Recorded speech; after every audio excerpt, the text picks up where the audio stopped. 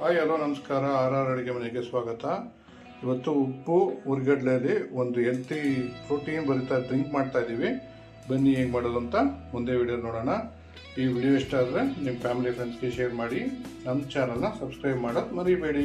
ಒಂದು ಪಾತ್ರೆ ತೊಗೊಂಡು ಪುಡಿ ಮಾಡಿ ಇಟ್ಕೊಂಡು ಉಪ್ಪು ಉರ್ಗಡ್ಲೆ ಹಿಟ್ಟನ್ನ ಹಾಕೊಳ್ಳೋಣ. ಇದಕ್ಕೆ 1/4 table spoon black salt, 1 table spoon ಅಷ್ಟು ಹುರಿದಿಟ್ಕೊಂಡಿರೋ ಜೀರಿಗೆ ಪೌಡ್ರು, ಒಂದು ಅರ್ಧ ಟೇಬಲ್ ಸ್ಪೂನ್ ಅಷ್ಟು ಡ್ರೈ ಮ್ಯಾಂಗೋ ಪೌಡ್ರು, ಒಂದು 1/4 ಟೇಬಲ್ ಸ್ಪೂನ್ ಅಷ್ಟು ಉಪ್ಪು. ಇದಕ್ಕೆ ಬೇಕಾದಷ್ಟು ನೀರು ಹಾಕೊಂಡ್ಬಿಡೋಣ. ಒಂದ್ಸರಿ ಚೆನ್ನಾಗಿ ಮಿಕ್ಸ್ ಮಾಡ್ಕೊಂಬಿಡೋಣ. ಇದು ಮಿಕ್ಸ್ ಮಾಡ್ಕೊಂಡು ಆಗಿದೆ. ಇವಾಗ ಇದಕ್ಕೆ ಕಟ್ ಮಾಡಿ ಇಟ್ಕೊಂಡಿರೋ ಪುದೀನ ಹಾಕೊಳ್ಳೋಣ.